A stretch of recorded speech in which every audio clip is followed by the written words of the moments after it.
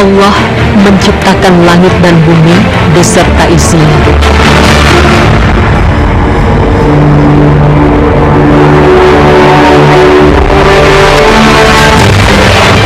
Pemirsa beriman, pernahkah terpikir oleh kita bagaimana proses terciptanya langit dan bumi beserta isinya? Pertanyaan mengenai awal mula terciptanya alam semesta ini memang telah lama diperbincangkan oleh jutaan manusia. Bahkan hingga hari ini pun belum ada satupun teori penciptaan alam semesta yang dapat diterima secara bulat oleh seluruh manusia, karena keterbatasan akal manusia yang tidak bisa menjangkau luasnya jagat raya.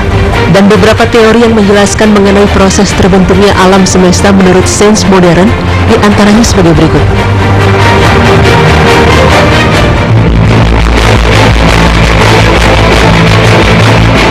Teori keadaan tetap atau steady state theory. Teori ini berdasarkan prinsip kosmologi sempurna yang menyatakan bahwa alam semesta dimanapun dan bagaimanapun akan selalu sama. Berdasarkan prinsip tersebut, berarti alam semesta terjadi pada suatu saat tertentu yang telah lalu, dan segala sesuatu di alam semesta selalu tetap sama, walaupun galaksi saling bergerak menjauhi satu sama lain. Teori ini ditunjang oleh kenyataan bahwa galaksi baru mempunyai jumlah yang sebanding dengan galaksi lama. Dengan demikian, teori ini beranggapan bahwa alam semesta itu tidak terhingga besarnya dan tidak terhitung tuanya, tanpa awal dan tanpa akhir. Pendapat yang diyakini oleh sebagian orang ini berlaku selama beberapa abad, hingga awal abad ke-20. Dan teori ini jelas menyangkal adanya sang pencipta, dengan menyatakan bahwa alam semesta ini adalah kumpulan materi yang konstan, stabil, dan tidak berubah-ubah. Namun perkembangan ilmu pengetahuan dan teknologi abad 20 menghancurkan konsep-konsep ini.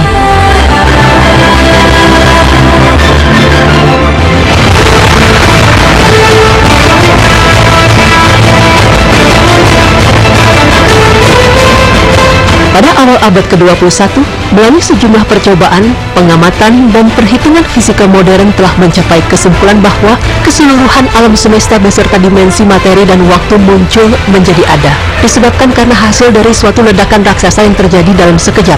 Peristiwa ini dikenal dengan ledakan maha dahsyat atau Big Bang yang membentuk keseluruhan alam semesta sekitar 15 miliar tahun yang lalu. Jagat raya tercipta dari suatu ketiadaan sebagai hasil dari ledakan satu titik tunggal. Pada awalnya, alam semesta ini berupa satu massa padat.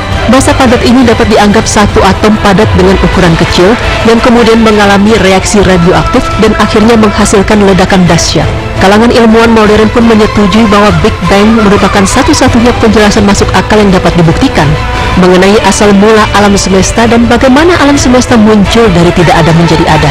Namun beberapa teori tersebut yang dihasilkan dari usaha para ilmuwan masih mungkin untuk diperbaiki dengan teori yang lebih akurat.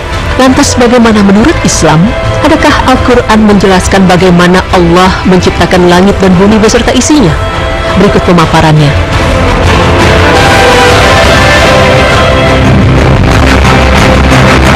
Allah Subhanahu wa Ta'ala telah mengatur semua proses penciptaan alam semesta dengan sebaik-baiknya. Dan melalui Al-Quran, Allah Subhanahu wa Ta'ala telah memberitahukan kepada para hambanya mengenai penciptaan langit dan bumi beserta isinya.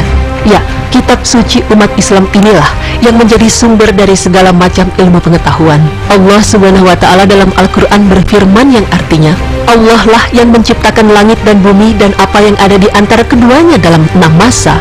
Quran Surah Sajdah ayat 4.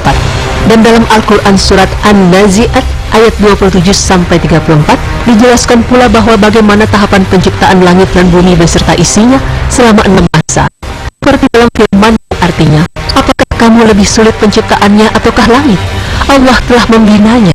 Dia meninggikan bangunannya lalu menyempurnakannya, dan Dia menjadikan malamnya gelap gulita dan menjadikan siangnya terang benderang.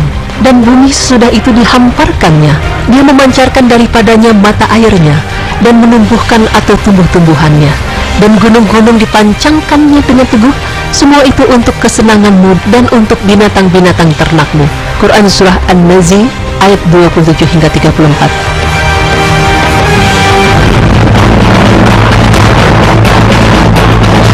Dalam ayat tersebut dijelaskan bahwa proses penciptaan alam semesta terjadi dalam 6 masa. Masa pertama adalah saat dimana Allah menciptakan langit, kemudian Allah meninggikan dan menyempurnakannya. Maksudnya adalah pada masa kedua dari penciptaan bumi, terdapat proses berkembangnya seluruh galaksi yang saling menjauh satu sama lain, dan langit-langit menjadi semakin meninggi.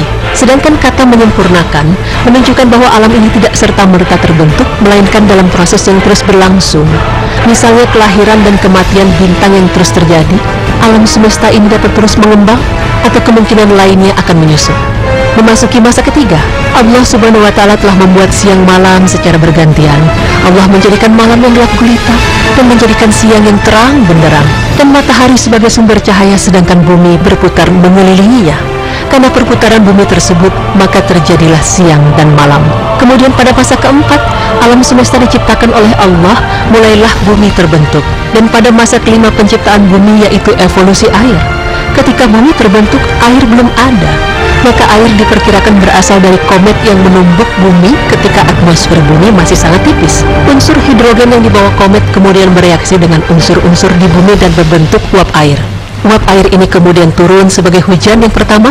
Setelah air terbentuk, kehidupan pertama berupa tumbuhan bersel satu pun mulai muncul di dalam air. Dan memasuki masa keenam atau masa terakhir, bumi mulai diisi dengan gunung-gunung yang terbentuk setelah penciptaan daratan, pembentukan air, dan munculnya tumbuhan pertama. Gunung-gunung terbentuk dari interaksi antar lempeng. Setelah terbentuk gunung, maka diciptakanlah hewan-hewan dan manusia hingga sekarang ini.